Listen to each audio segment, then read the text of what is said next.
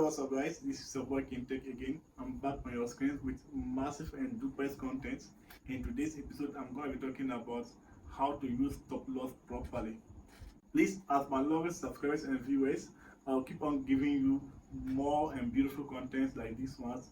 If you haven't subscribed to my YouTube channel, please just take 1 second of your time by smashing on the subscription button. Click on the bell notification icon so whenever I have a duper content like this one, you won't be left out.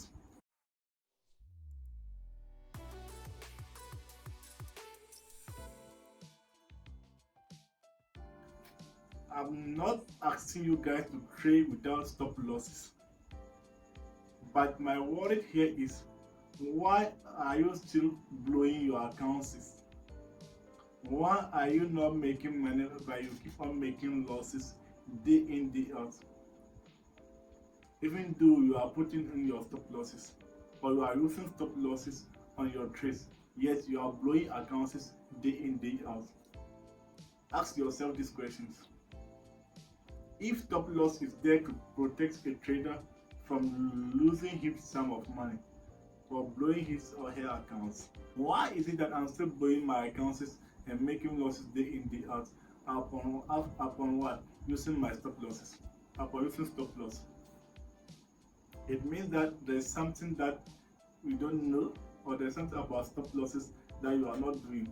So that's what I'm going to be teaching you guys, how to use stop loss properly. You can't be safe in the market on a or in any trade without a stop loss. Your stop loss is the only thing you have control over in this market. Your stop loss is the only thing that can prevent your account from blowing, and that's your number one reason or priority as a trader, is to protect your account from blowing. So without this stop loss, you can't protect your account from blowing. So why are we still losing our accounts even though we are using stop losses? It means that we are not using it the rightful way we should be using it. So in today's episode, I'm going to be teaching you guys how to properly use stop losses. Because many beginners or newbie traders don't know how to use stop losses properly. So whenever they enter their trade with their stop loss, market will end up hitting them out and started going in their direction, or market will not even reach their stop loss points and they are out in the market already, which means their account has been blown. They have lost their account like that because market hasn't reached your stop loss point and your account has been blown. So what is the essence of you putting in the stop loss? Or if you really want to make money in this market, but market will always hit your stop loss and started going in your direction and left you in pain and anger.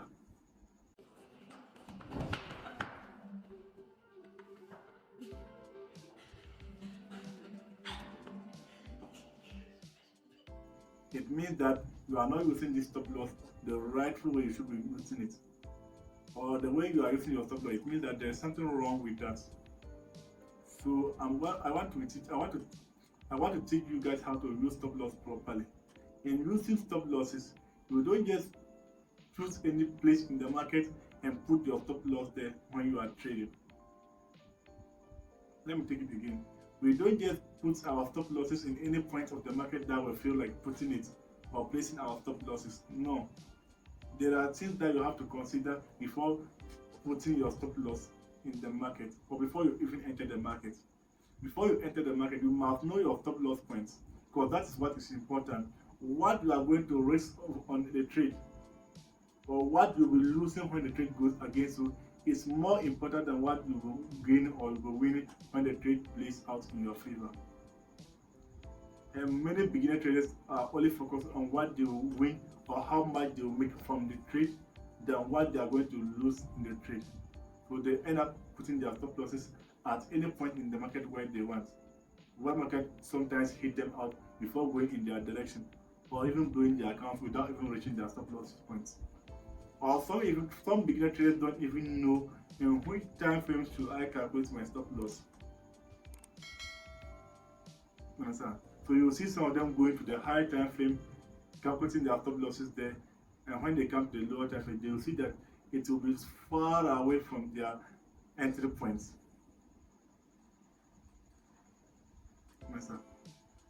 So before you put a stop loss in a trade, you have to ask yourself, where am I entering? Where will my stop loss be? And how do I know that this is the rightful place for me to place my stop loss? There are things that you have to consider. One, the behavior of the market, the structures in which that is created in the market. If you are going to be entering a trade on support zones or buying on support, which means your stop loss should be below your entry point. When you are buying at support zones, your stop loss should always be below your entry point. And when you are selling on resistance zones, your stop loss should always be above your entry point. You understand? And below and above, it can be any place in the market. You understand? What you are going to do is that if you are putting your stop loss below your entry point, it means that you must look at the market structure. Which structure of the market is the current structure or the previous structure in the market, where you can put your stop loss into the safest place? Because when market is moving, market breathes. So in order to put your stop loss, you must give the market enough space or room to breathe before going. You understand? You don't just put your stop loss at any point in the market that you want in the market. For instance, if you are buying at support when market is in uptrend, it means that you are buying on the higher low points. So in order to put your stop loss, you must put it below the structure, the higher low, below the higher low point. You understand?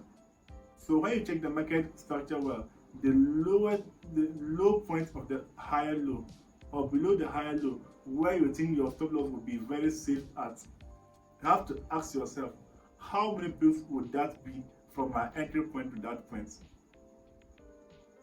If the pip range that it is giving you, it is in line with your trading rules. For instance, you can have in your trading rules, I won't be taking any trade that will be offering more than 20 pips stop loss points. I won't take that trade. It can be in your strategy on your system. You understand? If the market is offering below 20 pips, it means that it is a good trade that you can enter. Understand? So after when you determine your stop loss point by putting your stop loss below the structure point on support zone or at resistance zones,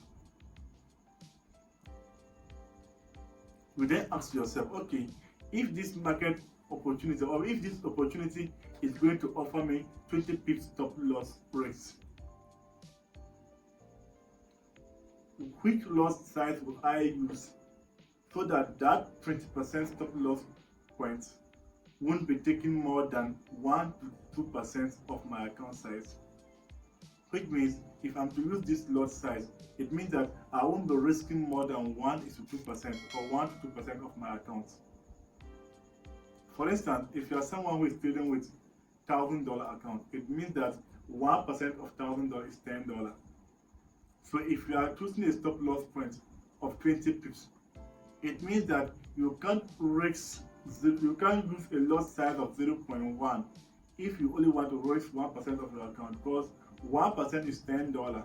And if 1% of your account is $10 and you are using 20 pips, it means that with 0.1 lot, which is the mini lot, which is the minimal lot, it means that the 0.1, for instance, if you are trading GBP USD, it means that the 20 pips will give you $20 risk or $20 loss when the trade goes against you, which is 2% of your account. But you want to be risking only 1% of your account based on your trading plan. So it means that you can't use 0.1 on this trade. You have to scale down to 0.05. Well, if you are using 0.05 with 20 pips risk, it means that you are going to be risking $10 on that trade if the trade goes against you. You understand? This is how you calculate your risk. So if you are cool and you are okay to risk that 1%, which is 10% of $10 of your $1,000, it means that you can place the trade below that structure point of 20 pips, 8 points, below that 20 pips area or zone, and take the trade. It also depends on your risk to reward ratio. if your risk to reward ratio is 1:2 or 1:3, it means that if you are risking 20 pips and you can't get 40 pips in return when the trade plays out in your favor, or you can't get 60 pips if your risk to reward ratio is 1:3 when the trade plays out in your favor, it means that you shouldn't be taking that trade. It is not in line with your rules. You will have to wait for another opportunity. Understand? So in choosing stop losses, you must consider your trading plan. What is your highest risk pick number that you have in your trading plan? The opportunity that you are looking out to. If you are to put your stop loss at the safest point in the market, safest place in the market, which is below the structure or above the structure, will it offer you that 20 pips risk opportunity? If yes, what loss size should I use, or which loss size will I be using? Can I use for this trade so that I won't risk more than 1% before you then calculate your everything and you take the trade? And another mistake that many beginners are doing, or else that are committing, is that when they calculate their risk and they are willing to take that risk on the trade, for instance, $10 of $1,000 account size, which is 1% of the account. If they open their first trade and the trade goes in their favor, for them to, because of their greed or they want to win more, they begin stacking in more positions or scaling in more positions, but they doesn't know how to scale in.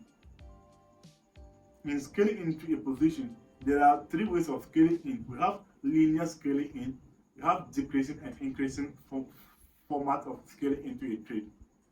But most of newbie traders or beginner traders don't know this, what I'm talking about. They don't know these things.